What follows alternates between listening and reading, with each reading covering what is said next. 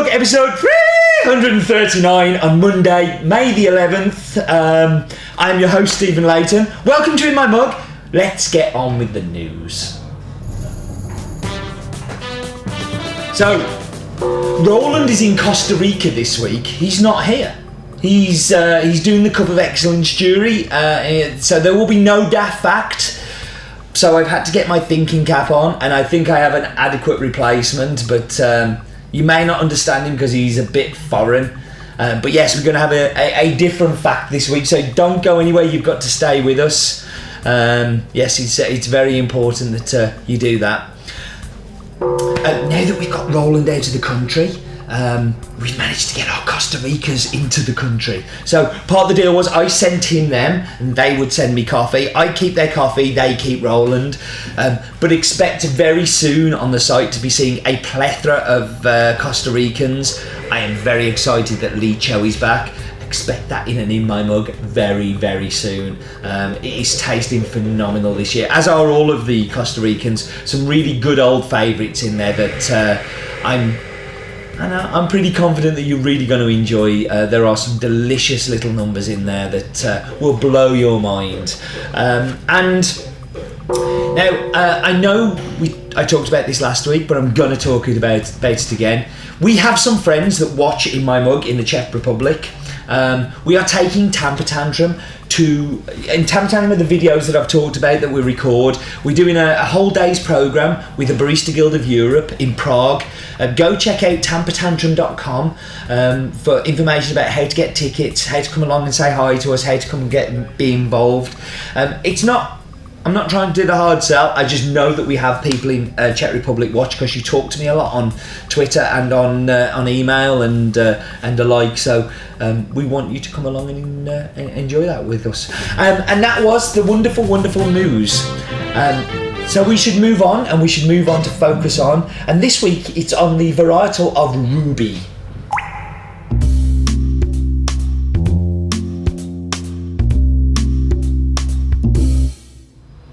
So yeah, the focus on this week is going to be on the Rubi varietal. This is the varietal of this week's coffee. Rubi is a hybrid, and it's a hybrid of Mundo Novo and Cataí. Mundo Novo is grown a lot in Brazil and is very suited to the climate. It has a super high yield, it's quite resistant to disease, and tends to have a very kind of sweet, thicky mouthfeel, low acidity kind of taste to it, which is very it's a common kind of descriptor that you would find in a Brazil coffee. The Cataí part is also very common in Brazil, and it actually accounts for around about 50% of the coffee acreage that's planted out there. And it's known because of its dwarf plant size. It's very small and easy to pick. So Brazil is about quantity and being able to pick things quickly. A big tall tree, you're there kind of doing all this way. A lot of it is here. So crossing the Mundo Novo with the Cataí came up with this varietal. So that was focus on.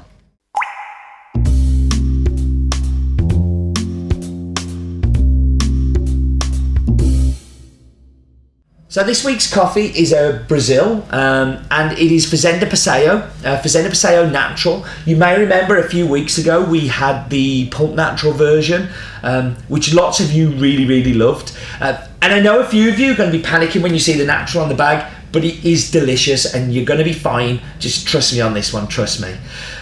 So Passeio is grown by the Vieira family, who specialised in coffee production for 3 generations now. The current custodian of the farm is Adolfo, who is one of the most amazing producers I've ever met. His attention to detail is phenomenal. His farm is huge, and when I say huge, it is like absolutely massive. He has many types of coffee on the farm. Some of it's specialty, some of it not. He's very aware of that. But the Rubi is something that he's pioneered for his specialty lots. He employs a lot of workers on the farm, but skilled workers. He is one of the few producers in Brazil that only picks by hand, picking only the ripe cherries instead of strip picking, which is very common in Brazil. And he has many permanent workers that live on the farm. you ask, why is that important? Well, if you live on the farm and you're a constant employee all year round, you tend to do a better job than these pickers that will come in for 6 weeks, take everything, then move to the next farm. He's also able then to offer them schooling for the children, professional training for them. So not only does he have a school for the children, but also for the workers that are there, and gives them a chance to improve their education in coffee. And something he's very passionate about is environmental sustainability, and he actually runs courses at the school for the pickers, to understand why he's doing things in a particular way. Aldolfo has set aside native forests within the farm, protected reserves, and actually has people from outside, so he has school children and ecologists that come and actually study the farm and spend some time looking at what Aldolfo does particularly there. He's also just built a brand new cupping lab and training area, so he can be searching for more quality. And when we went, we were the first people to use his cupping lab, which was in June last year during the World Cup. The farm has many different varietals.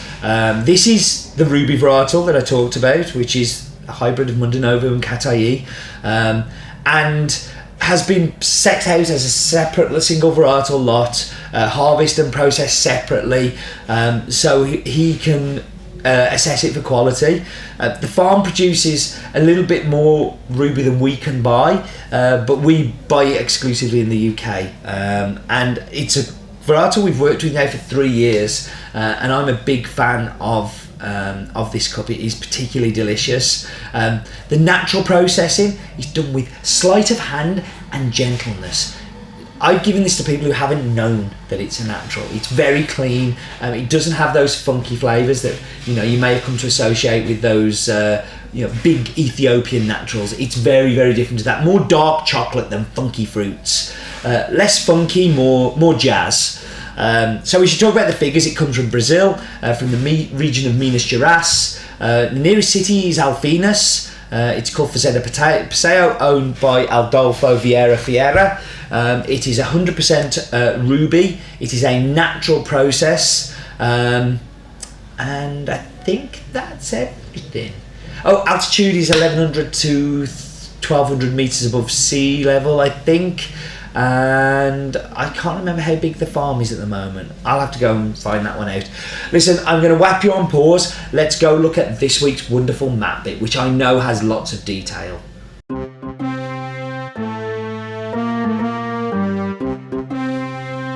So here we are. The same old view now. You're getting used to my face waving you off, but we're going up and we're going to go into Google Earth. There's good old Blighty, and we're going to cross the Atlantic Ocean and we're going to Brazil. The big old mother of a country that is Brazil. It is a huge place. Grows coffee kind of fairly low down the map as well. You can't go a great deal lower than where a lot of these farms are. But let's look at the facts. So it has the most recorded number of species of monkey in the world. I like monkey facts. We need more monkey facts. But we're going down to the state of Minas Gerais. Minas is well known for its very fine coffee. It's a huge area of 226,000 square miles. I don't like square miles. I prefer square kilometres, but I'm going to use square miles on this one. So we're going down and we're going to go and kind of get right down into the farm here. So we're down into Passeio. Another win from Google Earth. I mean, just look at all the detail we have there of the farm, and you can see the manicured grounds.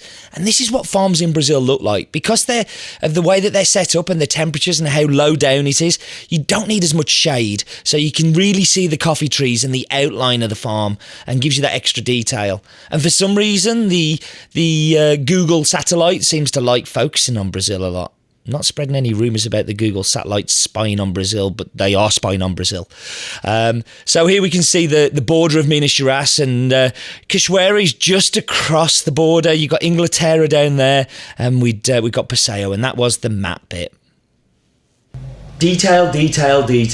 As I said, Roland is away in Costa Rica at the moment, and he is going to be doing a blog all of this week, if he remembers to send it to me, on Hasblog. So go to hasblog.co.uk all of next week to hear about Roland's travel. But in the meantime, it's time for Gary Ebargum's Daft Fact of the Week.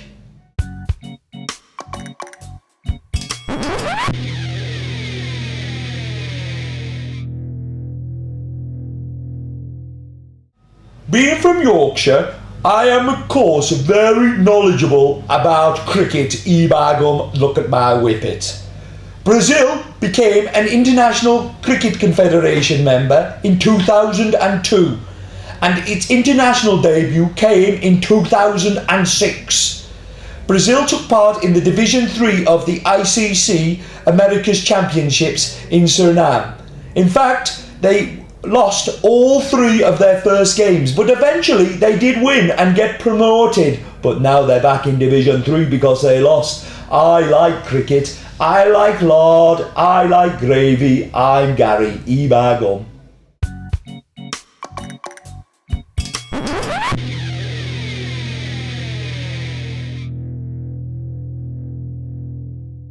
I think that Gary may have fitted all of the stereotypes of a northern lad. Gary does love his cricket though, and yes, he's. I asked him for a daft fact about Brazil, and that's what he came up with. Oh well. Right, I'm going to whap you on pause. I'm going to go make tasty and delicious drinks, and I'll be back with you in just a second.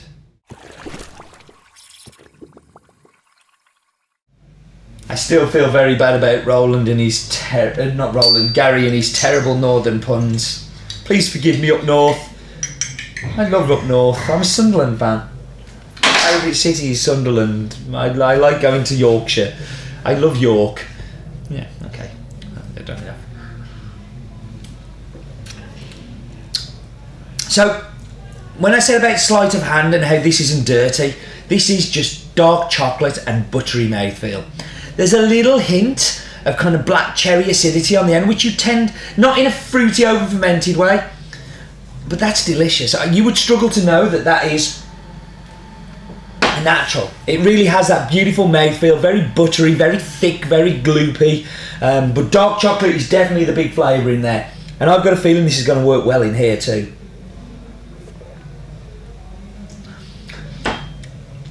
A great cappuccino coffee. That dark chocolate just powers through the milk. The buttery mouthfeel is only made more buttery and more mouthfeely with the milk because you've obviously got that silky texture and the foam in there.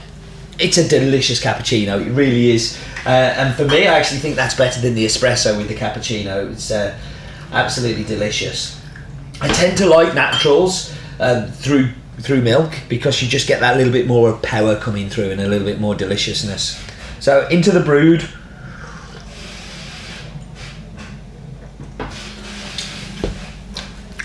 That's probably my least favourite part of it. You do tend to get a little bit more of that natural kind of punch coming through in the brew that you don't get in the espresso, which is strange. I'm not a massive fan of it as a brewed coffee, if I'm honest. I think the pulp naturally is a much better filter style than this natural, but it's still super tasty, and the cherry note becomes much stronger after about 10 seconds of drinking it, and you kind of in the aftertaste you just kind of go, oh yes. So beautiful black cherry flavour coming through, almost like, and I've not seen this before, but almost like the black cherry ski yogurts, because you've got that creaminess and the buttery mouthfeel. I think it's a great coffee. I love that I've had the opportunity to share it with you. Thank you for joining me as always, and do remember, life is too short for bad coffee, you know.